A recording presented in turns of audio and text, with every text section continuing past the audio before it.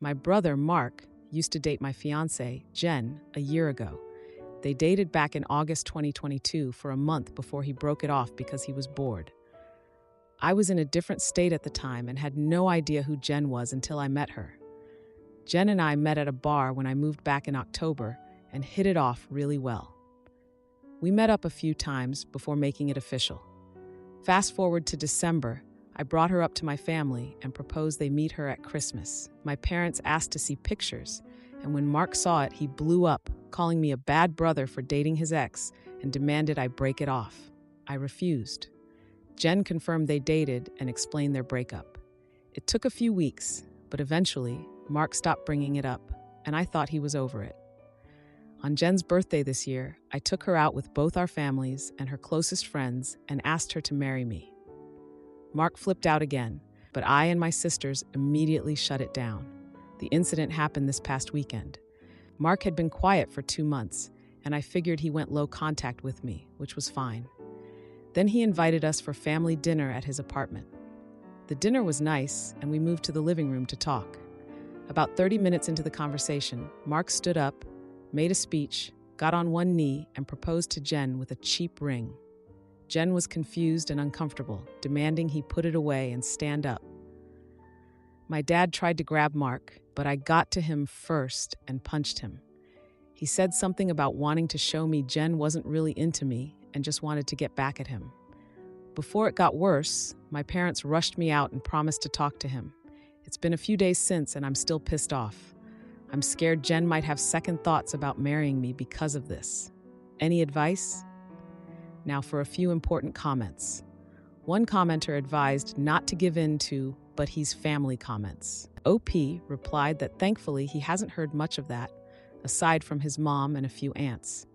Another commenter asked about the fiancé, and OP said he doesn't think he has to worry about her going back to Mark, as she can't stand him either. Now for the 2-day update. I called Mark and asked him to meet up with me at my place to talk. I told him I would prefer Jen to be around, but I was cool if he didn't want her there.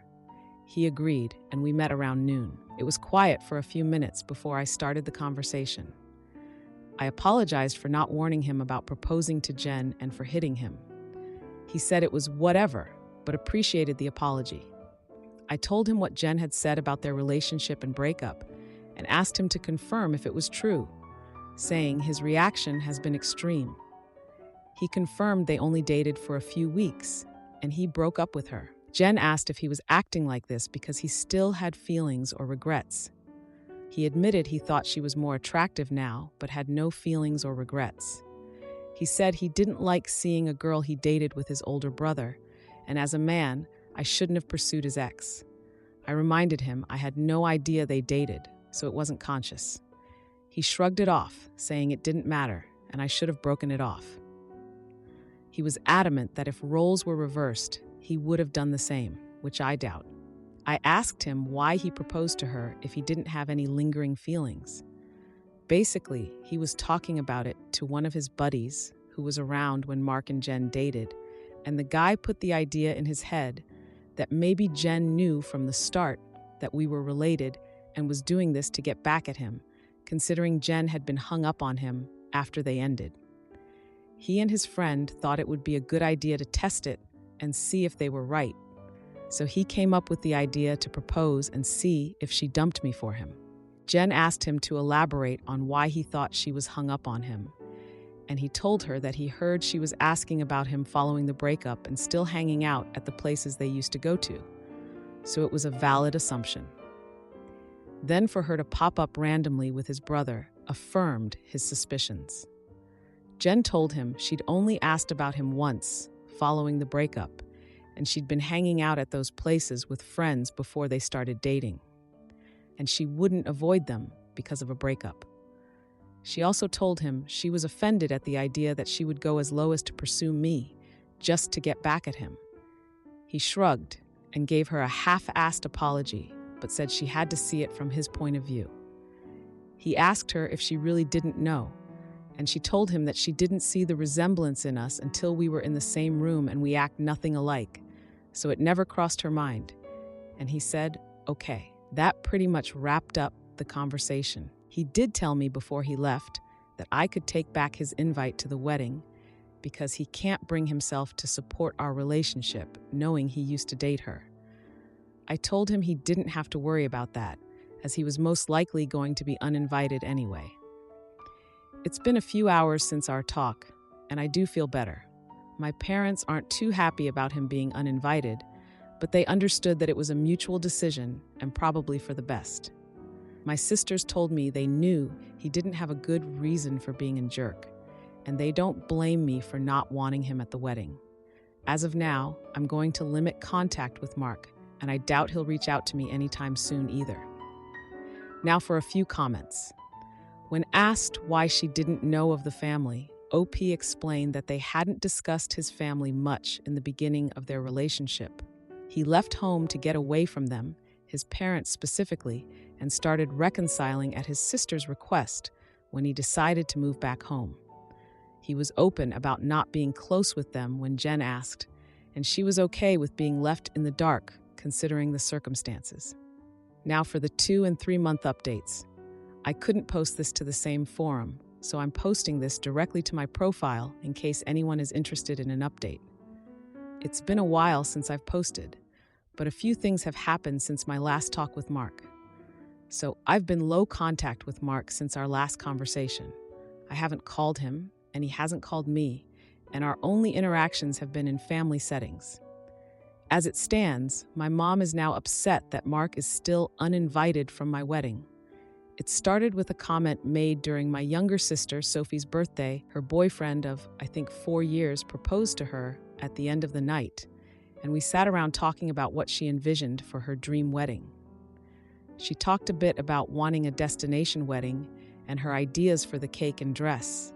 Then she said something along the lines of, "Teddy, I know Mark's banned from your wedding, but you won't care if he comes to mine, right?" I laughed it off and told her I can't get mad about her guest list even if I wanted to. My mom gave me this weird look and asked if Mark was still not invited to my wedding. I told her yes, and she got irritated. She told me she thought I was joking and said I was being unreasonable to go through with banning him from the wedding since he's family. She accused me of holding a grudge just to be petty. I reminded her that he and I agreed on him not coming. I then told her that this wasn't the time to talk about my wedding since the day was about Sophie, and if Mark or she want to talk about my wedding, they can call me another time. Sophie laid into my mom a bit about trying to make her special day about Mark, and my mom dropped the issue. For those of you who might be wondering, Mark wasn't at Sophie's party because he apparently had to work and couldn't make it. A few days later, my mom stopped by my house and said she wanted to discuss my wedding. She asked me why I was so adamant about Mark not coming to my wedding. She said that I shouldn't be so insecure about Mark and Jen's previous relationship, and that uninviting him was a step too far. I told her that Mark and I mutually agreed on him not coming to the wedding, and he can come to me about it himself if he has a problem with it. We got into an argument, and she said that if I wasn't going to re-invite Mark, then she would not be coming either, because I'm ostracizing her son. I shrugged and told her, if that's what she wants, then she can toss her invite in the trash, because I won't beg her to be there. She asked me if I would really be okay with her not attending, and I told her it wouldn't be the first time she missed an event of mine because of Mark. She said I was being an AH for throwing her past mistakes in her face, and she stormed out. I then started getting messages and phone calls from her and a few family members about the whole situation, saying I was in the wrong and urging me to invite Mark just to keep the peace. Jen's also been getting messages from my mom asking her to talk to me and get me to change my mind, but to my knowledge, she hasn't been responding. So far, most of my mom's side of the family are standing in solidarity with her and not attending, while my dad and his side of the family, which is only my aunt and uncle and their 2 kids, agree with me and are still coming. My sisters are also still coming to the wedding, and of course Jen's family too. Also, I talked to Mark about it and asked him if he had a problem with not having an invite. He said he uninvited himself in the first place, and he doesn't get why they're making a big deal because he still doesn't want to go. He told me to leave him out of the fighting because he's not involved, and he says he'd tell her the same. As of now, I'm back to being low contact with my mom, but my dad and I are still on decent terms. I'm still deciding on whether I'll reinvite my mom and her family should they change their mind about the boycott, but the chances are low, and I told my dad this too, which he understands. For now, Jen and I started looking into downsizing the venue since the guest list is significantly smaller. Update 3. My mom is uninvited from the wedding indefinitely. About 2 weeks after she decided to not come to the wedding, she stopped by and said she wanted to clear the air and talk about everything. We agreed and invited her in to join us for dinner. Jen made her a plate of food, and I asked her if she was still planning on not coming to the wedding. She said that while she wants to, she can't get over me not inviting Mark because of a simple mistake. I reminded her that his simple mistake was proposing to my fiancé with me sitting less than 3 feet away from him, and she said it was just a joke. Jen asked her why she wanted to talk if she was maintaining the same stance on Mark coming to the wedding. She said she wanted to talk to Jen, and she was hoping Jen would hear her out and talk me into inviting Mark again.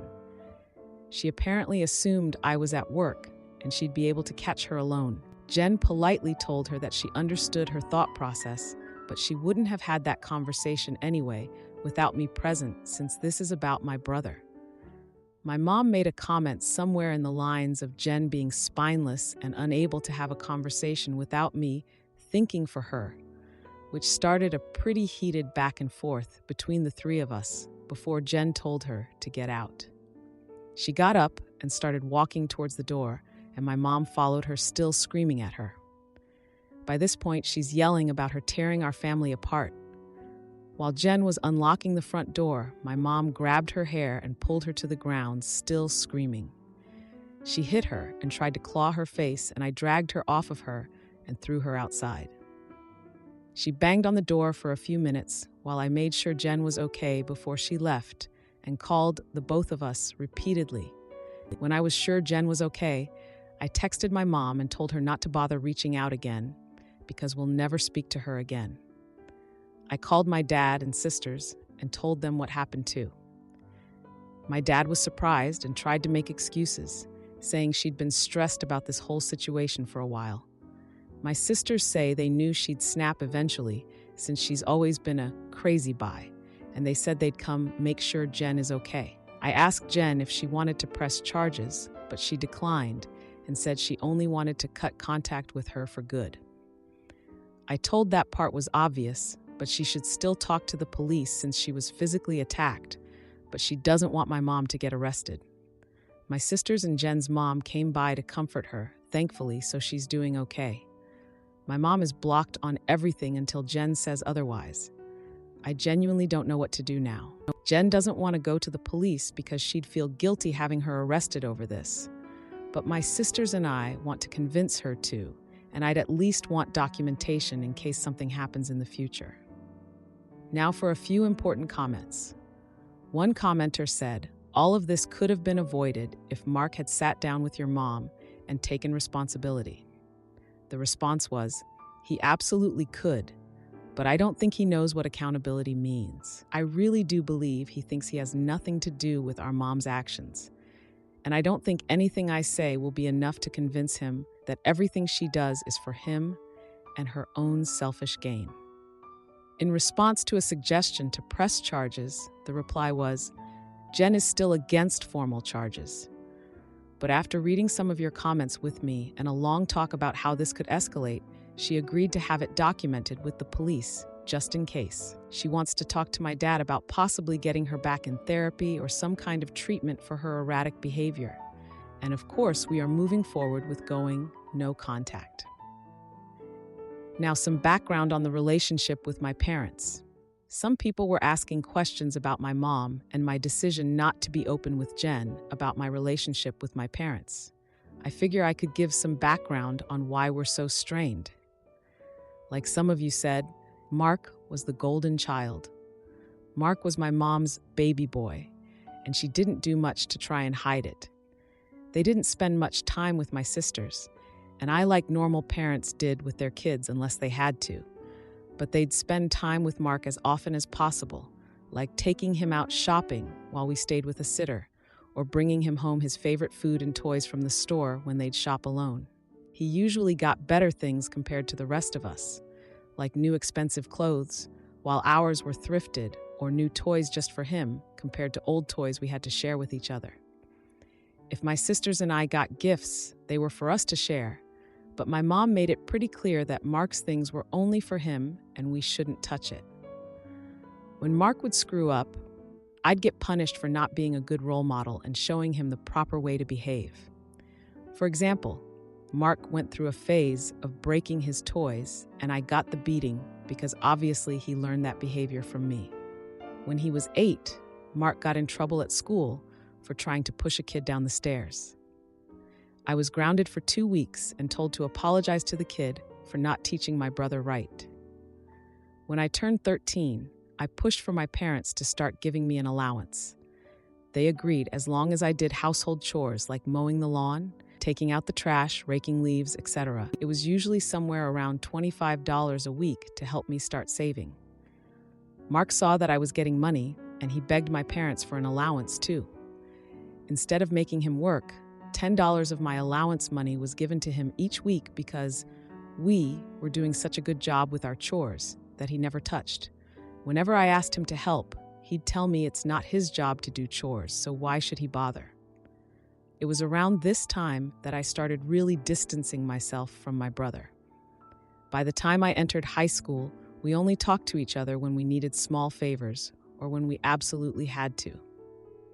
I got my first job when I turned 17 because I wanted to finally get my own car and make money that they couldn't force me to give to Mark.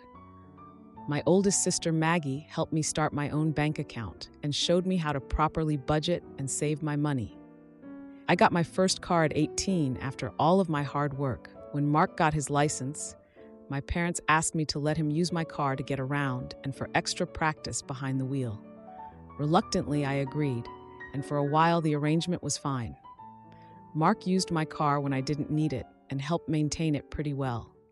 When he expressed wanting my parents to buy him his own car, my mom came to me and told me to give him my car because he needed it more. When I refused, she threatened to kick me out. We got in a fight that night, which ended with her giving Mark my car and taking me to transfer ownership of it to him within the following few days. Since I didn't have anywhere else I could go at the time, I just sucked it up and signed it over. When I graduated high school, both of my parents skipped my graduation because Mark didn't want to sit in a long ceremony just to see me get a piece of paper, and my mom didn't want to leave him alone for the night.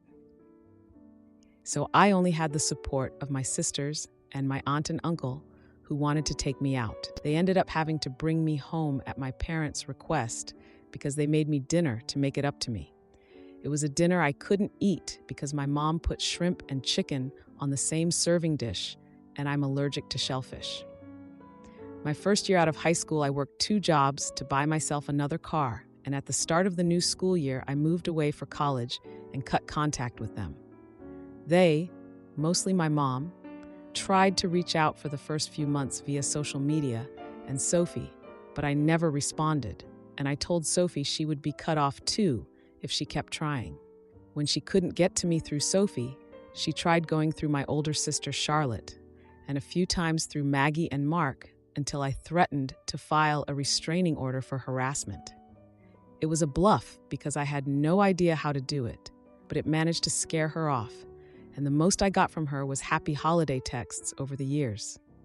Around the time I moved back, Charlotte told me they had been seeing a family therapist at Charlotte's request, and my parents wanted to apologize for their treatment of us.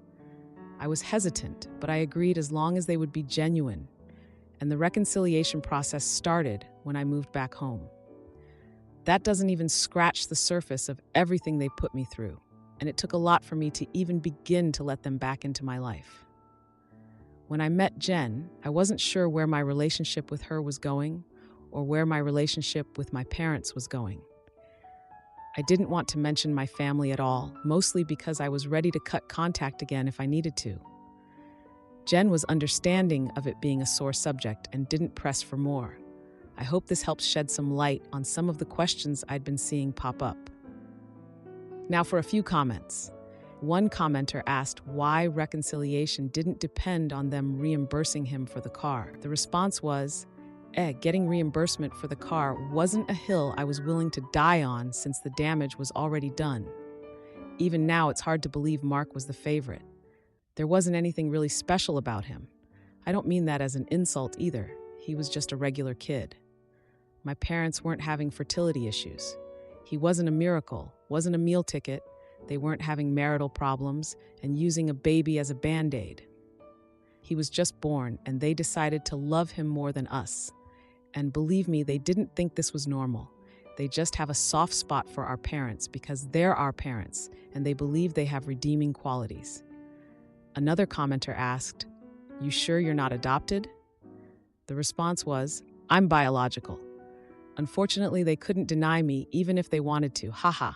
I used to make excuses for them, but after a while, I had to admit that they're just two people who should never have had kids. Now, for the update.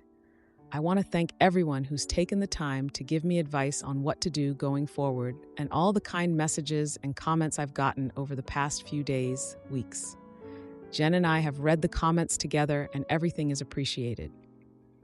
To answer the most common question about why I chose to reconnect after everything, the short answer is because I would do anything for my sisters. Charlotte wanted the entire family around, and for the birth of her first child, and to help her while she adjusts. She didn't want part-time aunts and uncles who would only visit her kid during birthdays and holidays. She was never the type to ask for much of anything growing up, so when she asked if I would be willing to try for her, I agreed, because it would make her happy. I also think part of me hoped that maybe they'd changed. I don't regret trying to reconcile either. My parents are still terrible, but I met the love of my life, so I call it a win. A few people wanted to know if there's an update, so here we go. Sorry if it's a mess or confusing, a lot has happened. We filed a report with the police, and we're told that even though Jen doesn't want to pursue anything, it's not up to us to decide whether it goes further, but they would keep our preference in mind. We provided some pretty decent evidence of the attack, including pictures of Jen's face and texts with my mom and dad talking about what happened. We were advised to report and record any other incidents with my mom going further in case anything else happens. Considering where we live, I doubt it'll go anywhere, but at least we have it on record. I got about 100 angry text messages that tell me they at least spoke with her regarding the incident. My mom tried to corner me, leaving my job, and screamed at me about trying to ruin her life. She kept screaming that I was an awful son for trying to get her arrested over a small misunderstanding, and she didn't understand what she'd done to deserve being punished like this. I told her that if she didn't like being in legal trouble, then she shouldn't have hit Jen. She demanded I tell the police to forget the report, which I refused.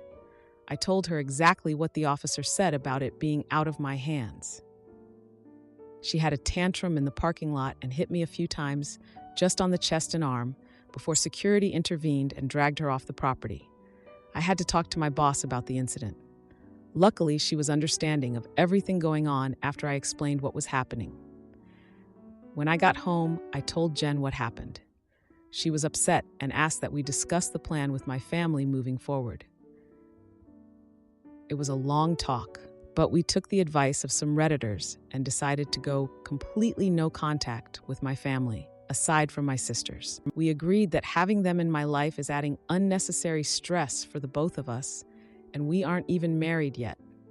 She told me she wanted to consider moving away and putting some distance between us and my family. She said that she tried to stay out of my family issues because it's not her place, but she refuses to put up with my mom and her behavior or my dad enabling her abuse. A lot more was said, too much to put in this post, but I agreed with her that they were more trouble than they're worth, and I also don't want to put up with this anymore. I also agreed to go to therapy, and she's helping me find a therapist. I decided to call my dad after our talk and let him know I would be going no contact. He didn't answer the first time I called, so I left a message asking to have a long talk. When he called back, he asked if it was okay for my mom to be a part of the conversation. I told him it was okay since she needed to hear what I had to say too. The conversation went about as well as you could expect. I told them both that Jen and I are cutting them out of our lives. My dad demanded to know why I would do something like that after going through all the trouble of repairing our relationship. I told him that this entire thing with Mark has shown me that nothing is actually repaired between us, and, as far as they're concerned, the world revolves only around my mom and my little brother. I told them that their continued favoritism of Mark has brought our relationship to a point of no return, and that I wasn't interested in holding on to a failing relationship. I told them that I agreed to reconcile for Charlotte's sake, but I don't appreciate all of the disrespect towards me and Jen, and that I wouldn't put up with it anymore for both of our sakes. To my mom specifically, I told her that I was tired of her using me as a scapegoat for her bad parenting and Mark's attitude. I also told her that I would never forgive her for what she did to Jen and what she did to me and my sisters growing up. She started to say how I should move on like my sisters have, but I cut her off and told her that she should take their forgiveness and move on because she would never receive it from me, especially after everything she's done these last few weeks. She started crying and asking me how I could treat her like such a villain. I told her she could only be upset with herself because I've done nothing wrong. She cried harder and told me how much she regretted having me and how I've only tried to ruin her life. This started a heated argument between her and Jen once again, and Jen told her in much more colorful words that she was disgusting and plenty of other nice names for saying something like that to me. I don't know if she left the room or just decided to shut up, but my mom stopped talking when Jen was done speaking to her. My dad said he wasn't okay with being shut out of my life, and he asked me to try to understand my mom's point of view. He said that she was also struggling because her kids were at odds, and I was being unfair to punish her for her struggles with raising and caring for us. The last thing he said was that we were a family and I shouldn't let past mistakes stop us from moving forward together. I told him that the only person she ever cared for was Mark and herself, and there was nothing he could say or do to make me change my mind.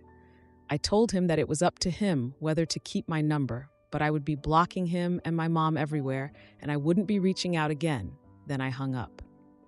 Afterward, I sent a long email with the link to my posts attached to my entire family, uninviting everyone except my aunt and uncle and my sisters to the wedding. I hadn't cried in a long time, but Jen held me while I cried after writing the email, and she assured me we would be okay.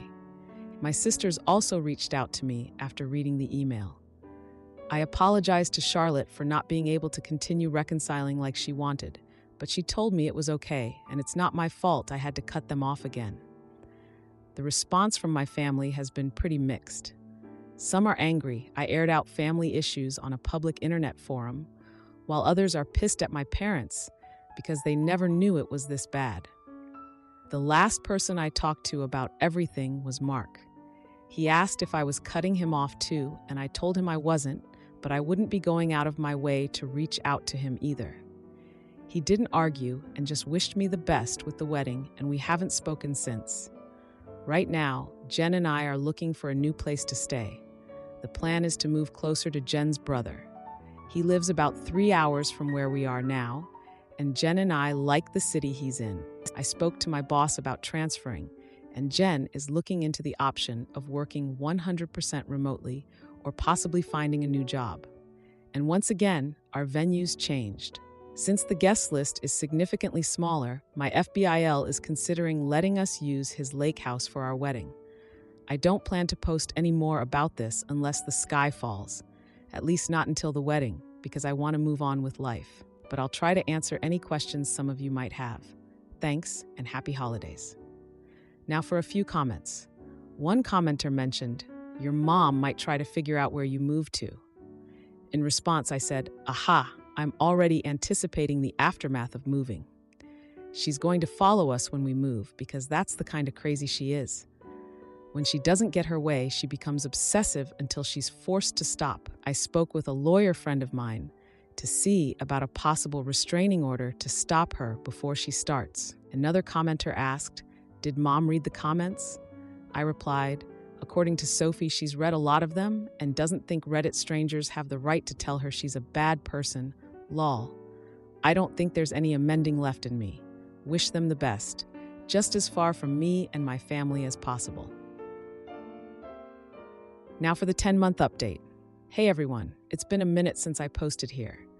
Things have been busy, but I saw a few requests for an update. It's small, but here it is. I have a wife and a newborn daughter now. We found out Jen was pregnant around the time of my last post, so that pretty much kicked us into overdrive as far as moving away and starting fresh in a new place. I was able to transfer to a different location, and Jen found a new job here that lets her work remotely. We got married 4 months ago at her brother's lake house. We didn't plan to have the ceremony so soon, but we both didn't want to wait for the baby to arrive to get married. Jen also found a dress that she fell in love with and didn't want to get too big to wear it. It was a small ceremony with mostly her family present, but my sisters, aunt, and uncle did attend. I know some people probably wanted to hear about a huge blowout at my wedding, but it was easily one of the best days of my life. My daughter was born early last month. She's beautiful, happy, and healthy. Jen's also doing okay. The last stretch of the pregnancy was hard for her, both emotionally and physically, but since giving birth, she's been doing better. She's seeing a doctor regularly during this postpartum phase due to complications she had during the pregnancy, but so far there aren't any major health concerns for her.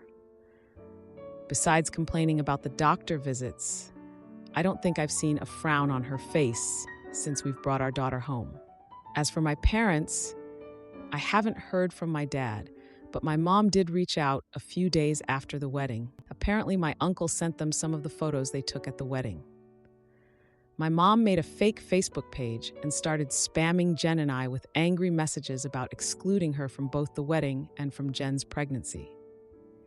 She went on a lengthy tirade about being entitled to being part of her grandchild's life and about how unfair it was that she wasn't allowed to be present in our lives.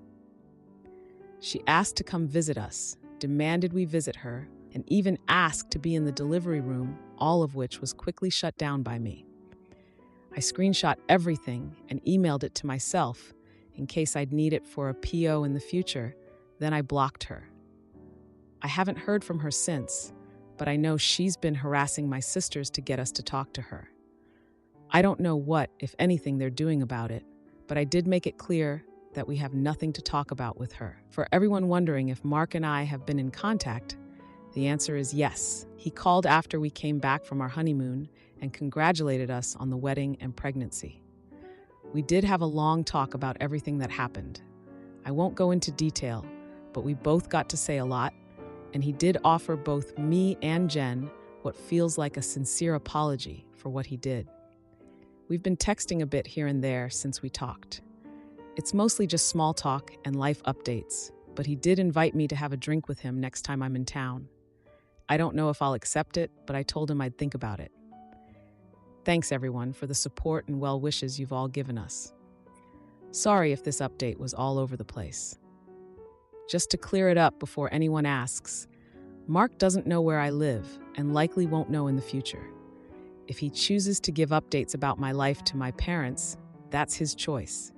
I won't give him any details that he can pass on that would help them pop up unannounced. Unfortunately, even if we are able to form some sort of relationship, I'll never be able to fully trust him. Now for a few comments. A commenter said, "Congratulations to you and Jen on welcoming this new addition to your family. That's amazing news to hear. We knew that the fact your mom got very unhinged after getting both news was a huge possibility, and she made it known to the world. Word of advice, document everything she does, says, sends. You never know if a cease and desist is on the cards for you. Let's hope not, but better to be safe than sorry. Congrats again and soak up all those newly born snuggles. They are the best." Then the original poster replied, "Hey, thanks. Being a new dad has got me anxious, but I think I'm doing a pretty good job. Trust me, I've been embracing all the snuggles, spit, and tears she's been offering. I can't say I'm surprised to hear from her, but I've been keeping everything documented with the advice of my lawyer. I'm hoping we won't need the PO, but anything can happen. Am I the idiot for confronting my boyfriend about his ex's warning note and realizing he wasn't who I thought he was? I and my boyfriend, who we'll call Steve, have been together for 2 years and have been living together for 8 months. I was cleaning our apartment when I found a note in the back of a cabinet. For context, I'll copy it below. Dear Steve's future girlfriend, I know it's you reading this because he'd never clean back here. I'm putting this here because I'm leaving him soon and want to warn you about him. 1, he will not clean. 2, he will not listen. 3, he will make everything feel like it's your fault. It's not your fault, he's just an incompetent man. I'm leaving him. I suggest you do the same. Best wishes, Natalia. I read the note and brought it to show to him and hear his response. He immediately ripped it up and said not to listen to it, that she was crazy and untrustworthy. I told him that the fact that he hasn't found it in the 5 years since they broke up is a red flag to me, because it does mean he's never cleaned back there and that he has been cleaning less and less since I moved in. He told me that it wasn't a problem before the note. This is just his ex continuing to manipulate and ruin his life, and I was letting it work. We continued to argue along the same lines, and I eventually left to spend the night at a friend's place. Steve has been a great boyfriend so far. He gets along with my family. He has given me gifts and flowers, and always tells me how much he loves me. He's not wrong that the cleaning hasn't really been brought up before. The note made me realize it had been less and less, and that we needed to have a full conversation. He texted me afterwards saying he's sorry that I felt like I had to leave, but that it's a jerk move for me to take a note over our 2-year relationship and to leave him and our pets alone. I don't know what to do or what to believe right now. I'm contemplating trying to find and reach out to Natalia. Her name in real life is pretty unique, so I think I could find her. Steve thinks I should come back home and let it go, that his past shouldn't affect our future. I feel like I could be the jerk, because everything Steve has said about Natalia does make it sound like she was manipulative and petty throughout their relationship. But I don't know what to trust. When we moved in together 8 months ago, the cleaning was 50-50. Since then, he's been doing things less and less. And I'd say it's at like 70-30, maybe 60-40 if he listens to me right away. It depends on the week. I have to remind him to do things like bring his plates to the sink or take out the trash, and I didn't have to before. The dishes will pile up unless I do them, to the point he's had leftover food mold on the plates.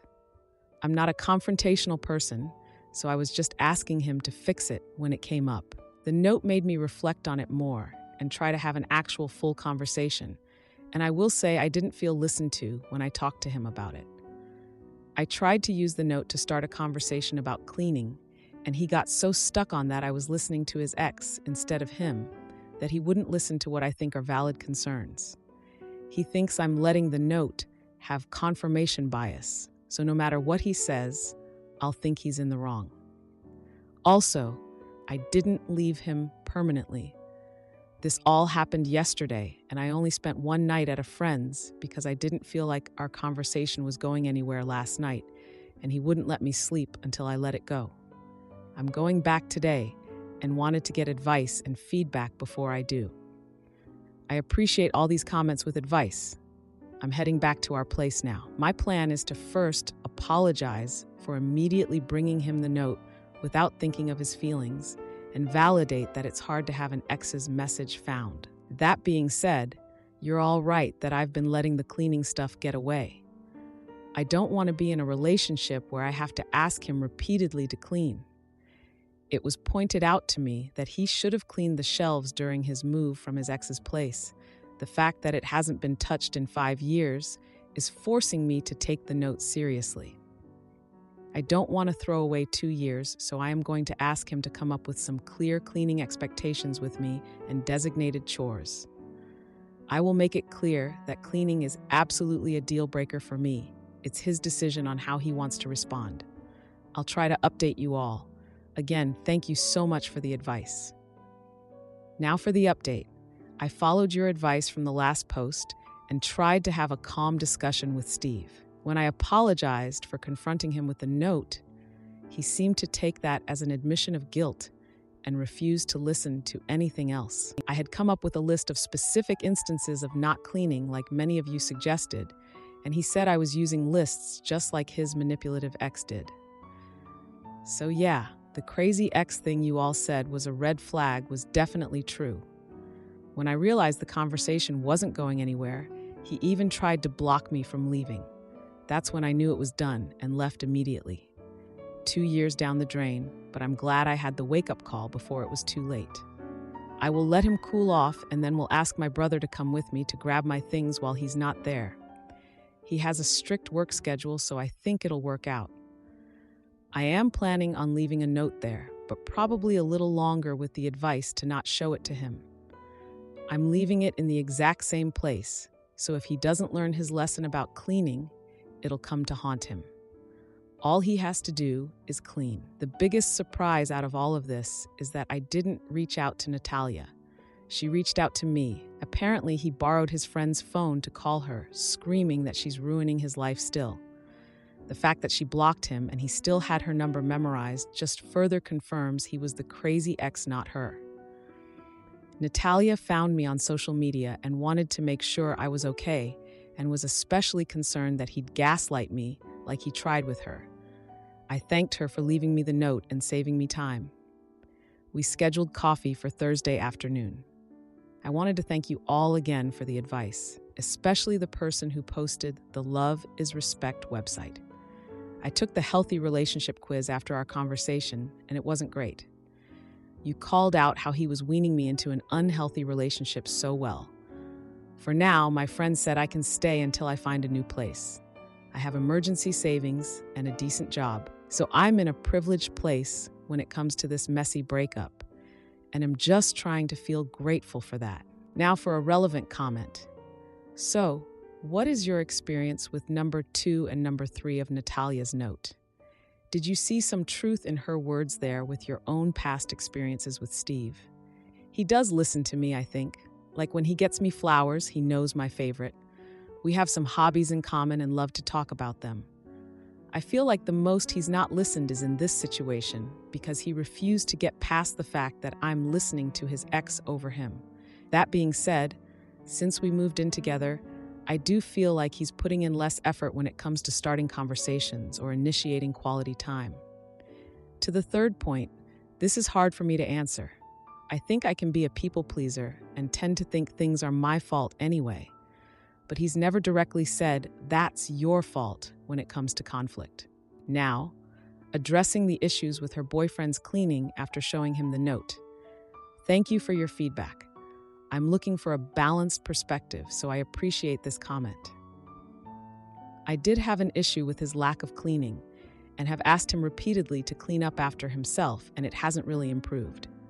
I agree that I should have sat down to have this full conversation about it earlier, instead of using this note to do so. I'm questioning our relationship based on his response to the note, not the note itself, as he raised his voice a bit. Also, other people commented about the letting me go to sleep thing, and I'm now also realizing that's not okay. I'm not sure what to do.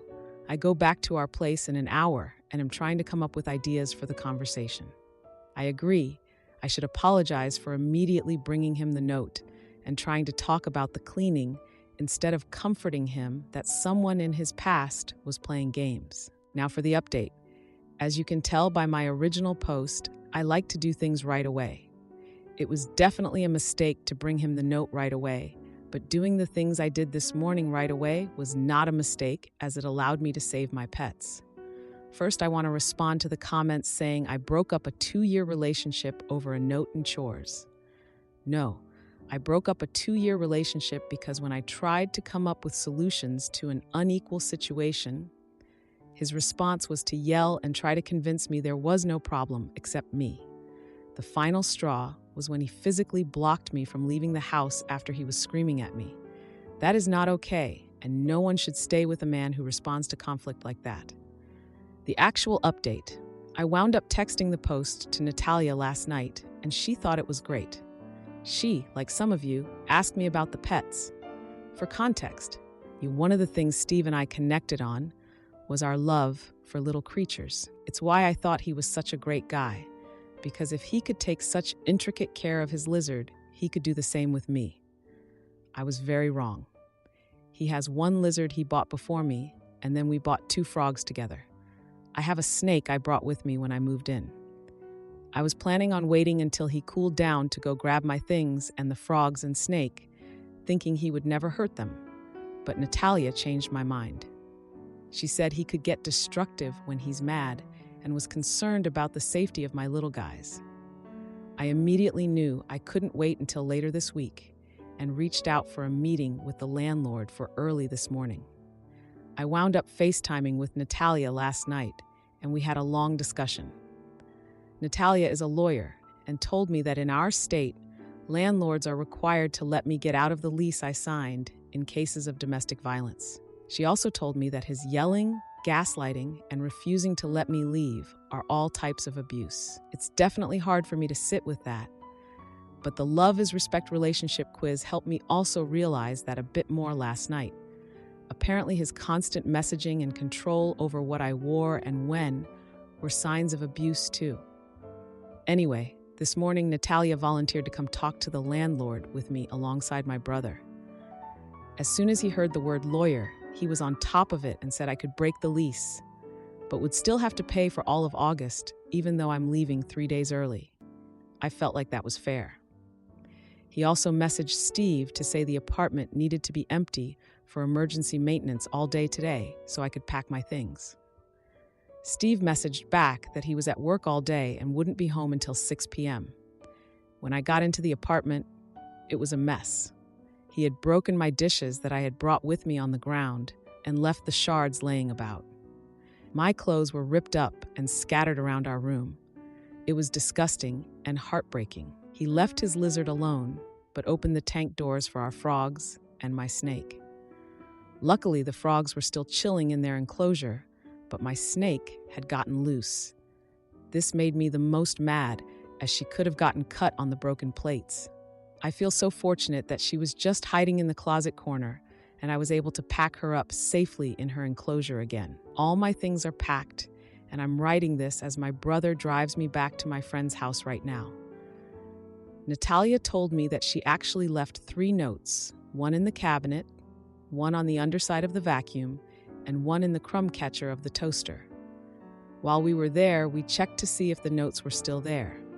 The one on the vacuum was, but it looks like Steve did clean out the crumb catcher at least once in the past 5 years. He never told me he had already found a note in our conversations, so it caught me by surprise. Natalia and I left the vacuum note as is and replaced the cabinet one. I wasn't comfortable leaving my name on a new note, so my addition was a handout on healthy versus unhealthy relationships and a QR code to the quiz that woke me up. Natalia said if he didn't find the notes in those 5 years, especially after the move, he probably won't find them again. I'm inclined to agree, especially given he did find one, but then didn't even clean the rest of the house to see if there was any more. Steve doesn't make sense to me, and seeing the state of the apartment really woke me up to the fact that I have no idea who he is. The Steve I knew would never put animals in danger, but I don't think I really ever knew Steve. To the people saying it's pathetic that I broke up my relationship because of chores and Reddit, I encourage you to reflect on the subtle ways that abuse starts. This Reddit thread woke me up to it and gave me the resources to get out safely before it got any worse. I also made an appointment for a therapist. I'm very lucky that my job has good insurance, so I should be able to work through this relationship, and I'm hoping to focus on boundaries and my people-pleasing habits so I never find myself in this situation again. To the people wishing that Natalia and I would get together, we had a good laugh about it. Natalia is engaged to a wonderful man who cleans, listens, and reflects. She said there's a phenomenon that when people break up with their awful ex, their soulmate can quickly follow. I'm hoping that's true. Regardless, I do think I got a good friend out of this, especially since Natalia is a snake mom too. This is my final update. I hope if you learn anything from my experience, it's that abuse doesn't start right away. First, there's love bombing, gifts, and pretty words, and then slowly, they test how much you'll put up with. You should never have to put up with anything, especially moldy freaking plates. I ended things with Steve due to his behavior. He destroyed our apartment and let my snake loose, but I was able to get off the lease and retrieve my belongings with Natalia's help. Now I am safe and looking for a new place to live. Now for a few important comments. A commenter remarked that Natalia aced the test of sisterhood and expressed regret that Steve proved everyone, including Natalia, right about his behavior. They asked if I could pursue him for the destruction of property. I responded saying, "Honestly, I just want to put this behind me." Most of the clothes were ones he bought me. I thought they were sweet gifts, but looking back on it, I'm realizing he pushed my style out for the one he prefers. He liked to dress me exactly the way he wanted, so I'm okay leaving the clothes behind. I can get new dishes and new clothes that fit me. I have my pets, and that's all that matters to me. Another commenter shared their thoughts, saying, "The Steve I knew would never put animals in danger, but I don't think I really ever knew Steve. It really freaks me out in these posts. The idea that you can know someone enough to start working on a life together, but not actually know them. It makes me wonder what % of abusers masking do it specifically on purpose to trap someone, and what % just happen to have nothing trigger their worst instincts/behaviors. It's hard to imagine the bulk of stealth abusers being patient masterminds working a long con." Then another commenter joked about Steve cleaning out the crumb catcher, saying, "But it looks like Steve did clean out the crumb catcher at least once in the past 5 years." To which someone replied, "Steve probably didn't have a choice for that one. The paper and crumbs mix would have started smoking at some point." Regarding my snake, I said, "A Western hognose, she's the cutest. Her name is Raspberry because she's pinkish in color." Now for the final update. I read a quote that said, "Many survivors have been motivated to heal by the courage of other survivors. Every time a survivor reveals her history to a friend, stands up in front of a group to tell her story, writes a book, or brings a lawsuit against abusers, or the institutions that allow abuse to occur, she inspires other survivors to break the silence." This resonated with me, especially after seeing comments from people sharing their experiences or realizing they needed to evaluate their relationships. I wanted to share my story in case it could help someone else, just as Natalia and all of you helped me. After the incident at our apartment, I took pictures of the damage. Natalia advised me that I could press charges if I wanted. She couldn't represent me due to a conflict of interest, but promised to find someone good. Initially, I hesitated. Then I saw a comment suggesting that making a report could create a record that might help a future girlfriend be believed if something happened. Natalia saved me, and I wanted to do the same. So, a couple of days later, I pressed charges. The police interviewed Steve and the landlord.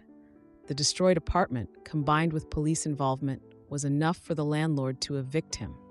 By destroying my things, Steve essentially destroyed his life. I work as a physical therapist, and my boss kindly gave me a week off after everything happened. I found a new place, although it's more expensive. When I returned to work, Steve was parked in the parking lot. I started recording with my phone just in case, as my lawyer advised, documenting everything. I wanted to walk into my building where there were people and thought I could make it without him catching up. I was wrong. He grabbed my hand when I was about 5 feet from the door. Initially, he was soft-spoken, saying he wanted to apologize, but I hadn't been responding to his calls.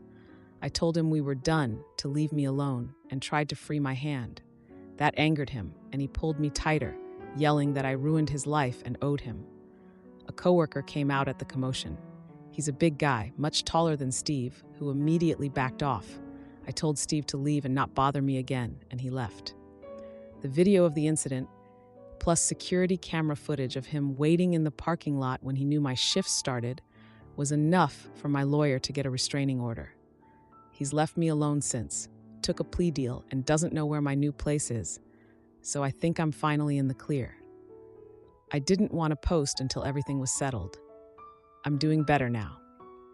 I've had multiple therapy sessions. Natalia and I have hung out 3 times, and the last time, Steve didn't even come up. My workplace has rallied behind me, and now a coworker walks me from my car to the door. I am so grateful for the support system that has rallied behind me. I wouldn't have gotten through this without it, including all the advice and support I received here. Now for a final comment. A commenter advised, "You did good, but please stay aware of your surroundings at all times, especially at night. Your coworker won't be close by when you go grocery shopping or to a mall. You got Steve evicted. You pressed charges. People like Steve may do okay short term, but the restraining order will expire in 90 days or so. People like Steve can be very patient. If you aren't inclined to go full martial arts, please learn some basic self-defense. Stay safe." Am I the idiot for resenting my wife for destroying my handmade gift despite her apologies? My wife and I have been married for 3 years, and we had our first baby last year. My wife did go through a lot of hormonal emotions postpartum, and she had a lot of mood swings. A couple of months postpartum, she broke my handmade glass sculpture, which I had spent a couple of months working on as a birthday gift for my sister. My wife called my name many times as she needed help, but I was working on the engravings for the sculpture, and I was really concentrated on it. I was going to go to my wife in just a few minutes, but my wife got very frustrated, and she just barged into my room and threw the sculpture on the ground, and it broke. I was shocked, and my wife immediately apologized a lot, but I didn't want to stress her out too much, so I told her it was all right, and that I should have responded when she called my name. The next week, we went to the doctor, and my wife got prescribed meds for PPD.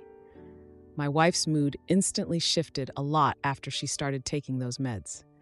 My wife did apologize constantly and felt very guilty about breaking the glass sculpture, and she even cried a few times, but I told her it was all right and to let it go. It's been a year now, and while we are back to normal, I still hold a lot of resentment. I feel like a part of my love for my wife was gone when she broke the sculpture, and I could not imagine anyone, let alone my wife, doing such a terrible thing. Am I the jerk? Now for some comments. One commenter said, "Talk it out now. Resentment rots a relationship." Another commenter said, "TBH, I would hold a lot of resentment for a partner who refused to help me when I needed help and was postpartum with a newborn. I absolutely don't condone breaking things, but I do know that rage is part of depression, and not having enough support definitely contributes to worsening PPD. Info. Was this the only time she had to ask multiple times for help?" A third commenter said, "NTA for having hurt feelings, but I feel like you and your wife have different perspectives of what actually happened. You see a crazy woman who smashed your sculpture, and she saw a man who wouldn't answer her cries for help, who rather tend to a piece of glass than his wife or baby. Go see a therapist with your wife instead of Reddit." Now for the update. I read some of the comments and got some good suggestions. I realized I had to be honest and upfront with my wife. My wife and I just had a long talk where I finally told her about everything I was bottling up over the past year. I told my wife I didn't blame her since she had PPD, but it was just hard not to feel resentful. I told her I understood why she was frustrated at that moment and that I should have immediately responded when she called me. But I told her I would have preferred if she shouted at me or even slapped me or something rather than breaking that sculpture. That was just heartless and cruel. My wife seemed very remorseful and apologized a lot again and cried. She asked if there was anything she could do to undo what she had done last year, and if there was any way I could not have that resentment since it really hurt her a lot. I had thought about this for the past couple of hours, and I realized there was only one way where I could completely let go of that resentment. And I told my wife that. I told my wife I would be sewing a handmade memory quilt for my sister's birthday next year. This would take almost a year, and I told my wife once I do finish and give my sister the gift, that's when all my resentment would probably go away. My wife seemed grateful and asked if she could help. I told her not for this gift, but maybe in the future. The truth is, I don't really feel super comfortable trusting my wife with this, given how she destroyed my previous gift. It's psychological, and I'll most likely regain the trust once I finish sewing the quilt. I haven't told my wife about the trust issue, as I think it's just a me issue, not my wife's issue. Then some relevant comments. When asked if he was taking too much time away from his wife and child to make this gift, OP replied, "No, it doesn't take much time. I only work on it that day if I'm free, and it's usually only 20 to 30 mins. It never goes over an hour. And it isn't about punishing my wife, I just want to reciprocate. Because over the past couple of years, my sister has given me really detailed, handcrafted gifts. I usually never do handcrafted gifts, but it isn't right to just buy a gift off of Amazon for my sister's birthday after she spent months into making my gift." Another commenter said, "OP holds on to resentment for a year and finally talks to his wife about it. Now he's keeping secret that he doesn't trust her either. Oh, and he's working on a year-long quilt while his child will be a toddler, and his wife will still need help. This can only end well."